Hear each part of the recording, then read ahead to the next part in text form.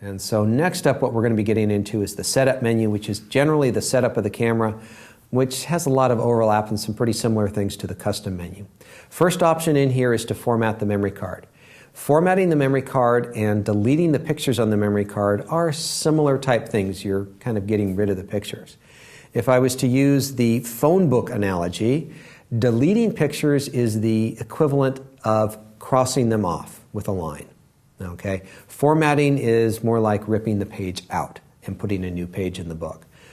With deleting the images, they're still there. It's just the camera's not going to view them. And so one of the procedures that professional photographers have before they go out on an important shoot is they check their memory cards, see what's on them, make sure that they've been downloaded and backed up on hard drives, and then they format the memory card. It deletes the images and it reestablishes a line of communication with the camera, establishes a new folder for the images, and basically just cleans everything up for a nice starting point of a new series of pictures. And so this is something you want to do on a regular basis, formatting those memory cards. Saving the user settings is for the U1 and U2 settings.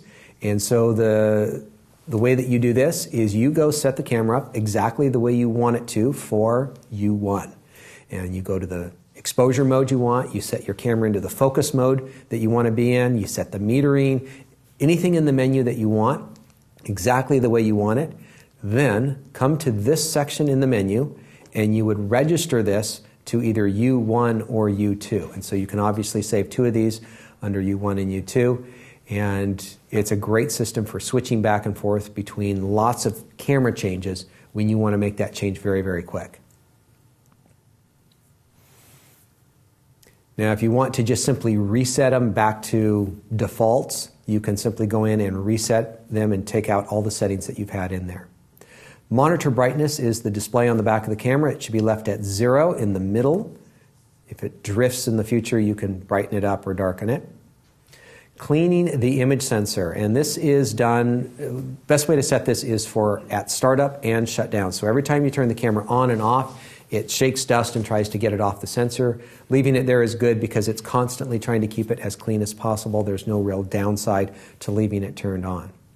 Now, if you do get something on your sensor, you're going to probably need to go into lock mirror up for cleaning. And what this does is it locks the mirror up, opens the shutter so that you can see the sensor in the camera. Now you'll need to take the lens off as well. And there's some tools that you will need. And here's the first step. The first tool that you'll need is an air blower, often known as a rocket blower. And what you do here is you simply just squeeze this and shoot a burst of air into the sensor, hopefully knocking off any dust or anything that's sticky on the sensor. I hold my camera upside down to help gravity, pull it off and get it out of that mirror box housing. And that usually will do the job if there's something that's stuck on there that the auto sensor won't be able to clean off. If there's still something on the sensor and you still have little specks in the sky, you may need to turn your camera in for professional cleaning, but if you want to do it yourself, what you can do is you can buy a swab and liquid solution. And what you'll do here is you'll put a couple of drops of liquid on the swab, and then you will take the swab and you will swipe it across the sensor, cleaning off the dust. Now, this is a process that not everyone feels comfortable doing, and so I don't recommend everybody does this. But if you feel comfortable with it, you have a steady hand, you're fine repairing little things, this is not that difficult to do. And so you can clean the sensor yourself. It is not likely to happen very often unless you're working in a very dusty environment. Now, it's still possible that that will not get off all the dust. And so there is one final step that you can go to called image dust off reference photo. So if your photos look like this, you have a serious dust problem, all right? What you do is you photograph a white sheet of paper, which will show you the dust on your sensor very clearly. You then come to dust off reference photo, and you basically register the image. And what happens is the computer looks at it, figures out where all the dust is, clones it out, so the next time you take a picture, it doesn't have dust. Now, I don't like, as many other photographers, don't like the camera randomly cloning pixels over pixels. And so this is a last-ditch effort in which to clean up the sensor. And so If you're on safari in Africa, there's no place to get it clean, you don't have any of the right supplies, and you want to get rid of the dust, you could use this technique. You can read the instruction manual for a little bit more specific, detailed information on how to go through the process yourself. Scrolling down, flicker reduction. In some of the live view modes and movie modes with some video or some fluorescent lights, you may get a flicker. And you can change the hertz from 50 to 60 hertz to avoid that flicker and awkward look in the viewfinder. Time zone and date is pretty simple. I'm way off. I'm always trying to guess what time I actually will achieve this point. I know what day I'm going to do this class, and I'm way off on time. I thought it was going to be 1:15, and it's almost 3 o'clock. I don't know why I'm so far off on that. I'm going to have to fix that for the next time. But you simply put in the date and time here. Be reminded that this camera does not have Wi-Fi, and it does not know what time zone you're in and does not know about daylight savings time. So you have to change that manually when you get to that point. Language. Okay, who recognizes this language right here? This, of course, is the very famous Klingon language, which I would be surprised if you saw on your camera or recognized, but I did have one student who recognized it straight away. And I was being extra geeky. I actually went on the internet, and not only did I want to get something that looked weird, I got the actual true Klingon language for Klingon. And this person recognized it and could read it. So choose the appropriate language here, obviously. You can tell it's getting late in the class, isn't it? Okay, auto image rotation. You want to have this turned on. When you shoot verticals, it'll automatically rotate verticals when you download them to your computer. That's a nice thing, saves you a lot of time. Battery info. This is nice. You can go in and you can see how many pictures you've taken on that charge of the battery. You get to see exactly what percentage it's good to and the general condition of the battery. So helpful information. Image comment. This is where you can go in and put something like "Don't steal my photos," and it's attached to the metadata of all the photographs that you take. You could put in something more practical like your email address or your website. You could put in an email address of somebody you photographed while you're out traveling. You can put in anything you want here that'll fit into that little small area. Similar to that, copyright information. You can put in a copyright with your name. You can put in an artist, for instance, if it's your copyright, but there's somebody else who's actually shooting the pictures. Whatever information you want to put in here. Put in your name. If your camera gets stolen by a stupid thief and you somehow find it and you can say, "That's my camera," they could say, "No, it's not. It's my camera." And you could just go into the image copyright information and go, "See, it's got my name in there." And so that's a little bit of proof that it's your camera. Granted, they could write over their name in there pretty easily if they know what they're doing. But one more thing that you can do. All right, if you happen to purchase 2 or more of these 7100s and you get all the settings just right in one, rather than trying to go over to the other camera and get them all right over there, you can just save all the settings in one camera and just load them up into the other camera. My gut feeling is that this is designed for movies that are doing bullet time and they shoot with 100 of these cameras and they don't want to go through and reset everything on every camera 100 times. They could quickly just load up all the settings from one camera to the next. Unfortunately, it does not work from a D7000 to a D7100 or from a D800 or 600 to a D7100. It's only between exact models of camera. Virtual horizon, this is buried pretty deep in the menu. This is a little virtual horizon like a pilot has for leveling things. This is a good thing to link to the function button if you find this useful, so that you can have faster access to it. If you are using the older Nikon lenses, the ones that don't have the little chips in them, the CPU chips in them, you can go in and you can record, 9 lenses. So for instance, if you have a 50 millimeter 1.8 lens, you could record that it's a 50 millimeter lens, it's a 1.2 lens, and it would record that 50 millimeter 1.2 lens information to the metadata for other information that you might use within Lightroom or other photo programs. And so it's a way to keep legacy lenses up to date with the metadata that's going on. All right, AF fine tune. You guys ready to geek out again? Get a little nerdy? All right, so focusing on this camera is incredibly good, but it's not perfect.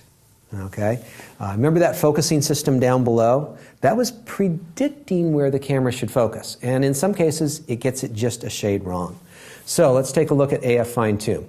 Your camera wants to focus on the right subject, okay? But sometimes it focuses a little in front or perhaps a little in back of the subject. And this could happen in a matter of inches or millimeters, all right? So you might have a consistent problem of your camera front focusing or back focusing. So what you need to do is you need to calibrate your camera and adjust it. And here's how you do that. You take a focusing target. I use a fancy device called a ruler, and then you need a measuring device, and I use a thing called a yardstick, and I focus on the ruler and I see if I'm focused in the right area. Now, if these sorts of fancy devices are not fancy enough for you, you would like something official. You don't like this unofficial measuring devices. You can buy one of these Lens-Align Mark IIs for about $100. You focus on the little target on the left, and you see if you are in focus on the right, because you can see if you're focusing in front or behind where you were supposed to do it. But in my low-tech system, this is what it looks like for me, and I'm going to focus on the ruler, and I'm going to look over on the right to see if the yardstick is properly in focus. So if I'm focused right, the number 10 should be exactly in focus. And with any lens, you're able to adjust -20 to +20, and these aren't millimeters, these are just increments. And so looking at these results, I would say that my camera needs to be fine-tuned to +5, somewhere between 0 and +10 in order to achieve perfect focus. And so if you're shooting with a really fast lens, everything from a 50-1.4, 85-1.4, 105 f2, 135 f2, 300 2.8, anything like that, and you really are trying to get the most out of your lenses and you're using them wide open, you probably should be fine-tuning your lenses. And what you're going to need to do this is you're going to need all your camera stuff. You're going to need that ruler, yardstick, cable release. You're going to need to set up your camera, manual, aperture priority, either one will work. You want to shoot at maximum aperture, all the best image quality possible. You're going to want to focus on your subject. Make sure that your camera's got the mirror lockup on. Make sure you have vibration reduction off, because we talked about turning the vibration reduction off. And then what you're going to need to do is you need to manually unfocus the lens, let the camera focus on the target, lock the mirror up so there's no vibration, fire the shutter, play the image back, and then compare your images, see if they're sharp or not. And then if they're not, you go in and you adjust them plus or minus, and you may have to take several pictures to really figure out the problem. It took me about an hour to do this with about 5 or 6 of my lenses. So it takes a little bit of time, but if you have fast lenses and you're hyper picky, it's important to do.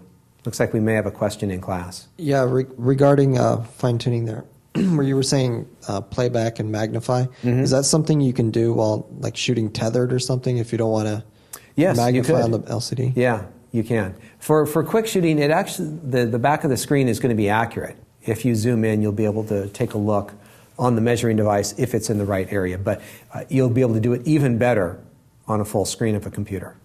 Yeah. And it sounds like you said that you do fine-tune all of your lenses, but Mega7 was asking if you do this to all of your lenses. I do it to all my lenses just because I'm a gear nut. And if you have the standard kit lens that's the 18-105, that's a 3.5 to 5.6. Okay, let's just say your average shooting is around a 50 millimeter and you're shooting at like f4. Your depth of field, let's just say, is this. And if this is off by 2 millimeters, it's not going to make much difference. But if your depth of field is this little tiny area here, 2 millimeters is a pretty big difference. And so it's most important with very fast lenses, and typically more important with telephoto lenses than wide angles. Excellent, thank you. All right. Next line is HDMI, and this is controlling your camera when it's connected up to an HD TV.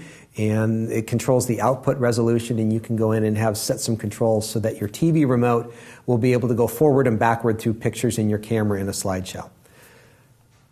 If you do hook up the Nikon GP1 GPS unit to the camera, you can go in here and control various standby settings and how the camera uses the GPS unit within the camera. The wireless mobile adapter, the WU1A for transferring images to a smartphone, you can go in here and you can enable or disable this. If you leave it enabled, it will use more battery power, but if you want to get images transferred to your phone, that's the way you do it. Next up, there is a network setting too. If you are using this device here called a UT1, it's a communication unit. You can be transferring images to a computer through this. It's kind of like a wireless system, a little bit different. Most of the Nikon cameras don't have this, and it's not something commonly used with this camera, but it is another option for offloading images. You probably won't see this, or it will be grayed out. iFi card. An iFi card is a wireless card, another way of wirelessly getting your images off your camera. One of the things that you can do with an iFi card is that you can shoot to it and have images immediately downloaded to your computer, which is hopefully nearby. If you go out and shoot, what happens is as soon as you bring your camera near your computer, it automatically downloads the images to your computer. So it can be a very simple system for downloading because you never need to connect anything up. But the cards cost a little bit more. They're in very specific sizes, so you do have to kind of check into the whole iFi system if you want to get into that. And then finally, the firmware version. The software in the camera that runs all the operations of the menu and the picture taking is called firmware. It needs to have something in there. And from time to time, they have updates. And they've had 2 updates since this camera came out. The camera is now at version 1.01. And if you go into your camera, and I know this camera here is at version 1.00, you can update the firmware on your camera. You can go to Nikon's website and they will give you a link to how to download the new firmware. And just a few days ago, they came out with a new lens update, which is 1.009. And what this information has is the distortion control, chromatic aberration control problems that are in lenses that the cameras can read. And so remember, if you talked about the distortion, it just knows about more lenses now. And so if you don't have the current firmware version, go to your regional Nikon website. There will be a download for the firmware and instructions on how to install it. In very brief words, what you do is you download the software to your computer, you put it onto a memory card, you put the memory card in the camera, you go to firmware version, and you update the camera. And it usually takes a few minutes to upload it. And it's free, and they've fixed little bugs, so why not go ahead and do it? And keep your eye on it. Usually about every 6 to 9 months, they often have an update fixing various little features in the camera. The final, well, I guess it's not the final tab. The second to the final tab is the retouch menu. And this is the one we're going to spend the least amount of time on because this is where you go into an image, you make a copy, a JPEG copy, and you do goofy things to it, like add a fisheye effect or resize it. One option here that's pretty good is it has a raw processing, so if you shoot a raw image, you can create a JPEG copy of it for quick offloading if necessary. And so when you're stuck in the airport with nothing to do for hours and hours and hours in, and a little bit of extra space and memory on your card, go ahead and play around to your heart's content. Other than that, we're not going to spend much time on this. The final tab is recent settings. So every place that you have gone recently will show up within recent settings. So if you're trying to remember where you were doing something, this is a good place to check. However, I would recommend going into Choose Tab and changing it over to My Menu. And what happens at that point is that you can go to Add Items and you go through a list of all the Nikon features in the menu, and you can add about 6 or 7 items that you use on a regular basis. So that when you hit the menu button, you immediately come to My Menu, the things that you use most of the time, and they're there for you and you don't have to hunt for them throughout the rest of the menu. So these are kind of like the radio stations that you have preset in your car. They're there, they're quick, they're what you use all the time, and it's very simple to go through that.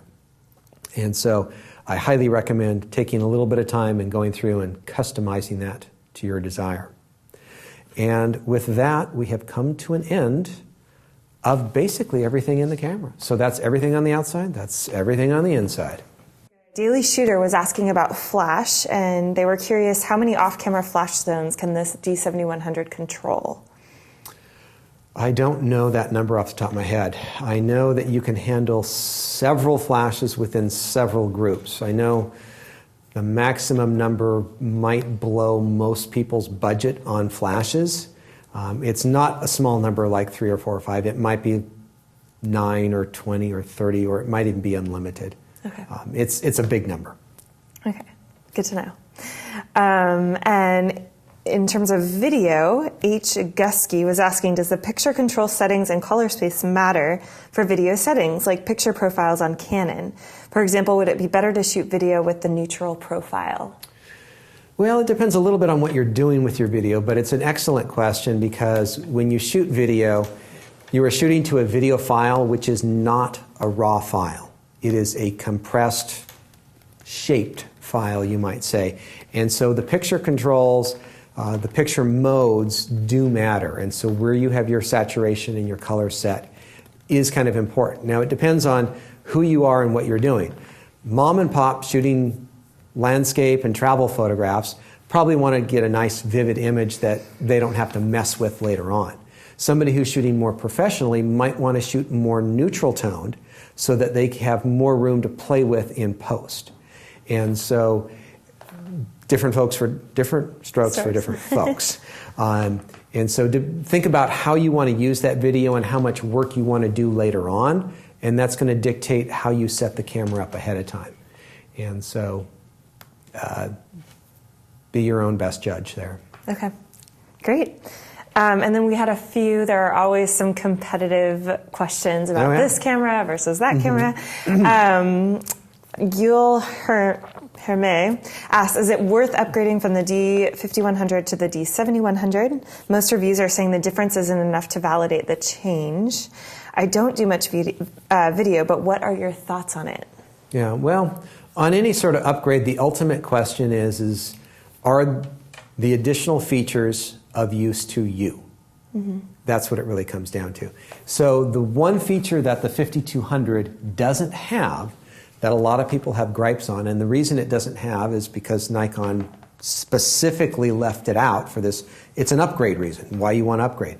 When you're in manual control, you have your apertures and you have your shutter speeds, front and back. 2 dials, dedicated dials, very easy to work with. With the 5200, you have 1 dial. You don't get the dial in the front.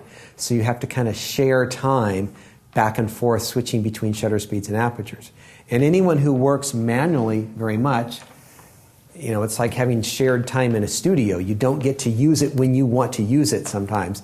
And it just is a little bit cumbersome to go around that all the time. And it's a minor little feature. And I could go into other features. It's got better autofocus. It's got better this, better that. But that's just kind of one simple operation. And that's kind of the difference between this and the 5200, is this has a lot more controls right on the outside that you can quickly access. The 5200, in my opinion, is one of the best values in camera because it has a good number of these features in the camera for a lower price.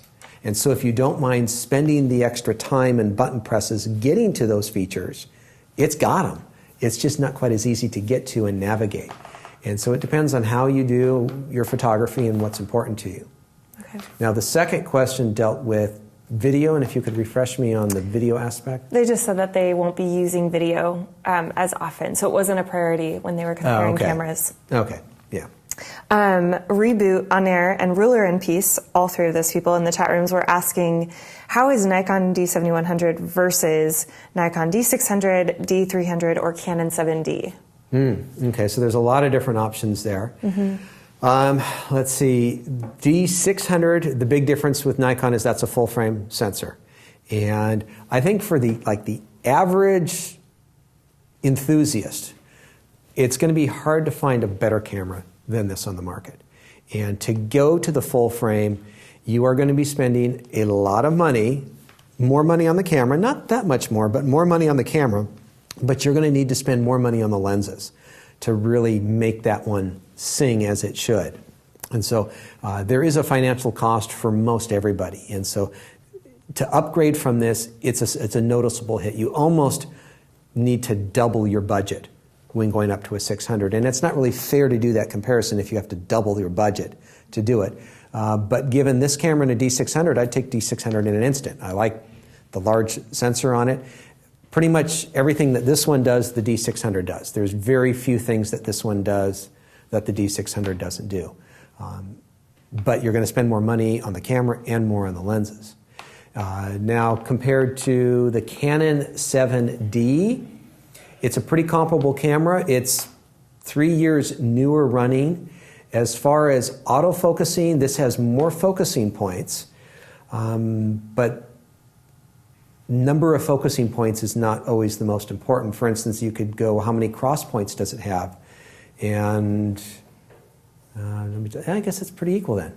It's a pretty close call between this and the Canon 7D. Canon 7D is 8 frames a second, and this one is 6, unless you put it in the 1.3 crop mode. So the Canon 7D is a little bit more robustly built than this, and is a little bit bigger handle, which some people like. This one, in general, though, is 3 years newer technology, so there's a lot of new upgrades to it. So I would consider the 7D still a slightly higher end camera, but we're also, those of us who are watching the rumor sites are expecting a Canon 7D Mark II at some point in the near future.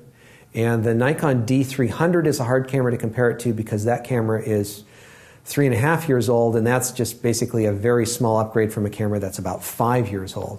And we're also expecting a D400 at some point in the future. That may or may not happen. It's a little hard to tell what Nikon is going to do. Okay. So some thoughts on comparison. You're like the camera forecaster, like slight chance of rain. I know.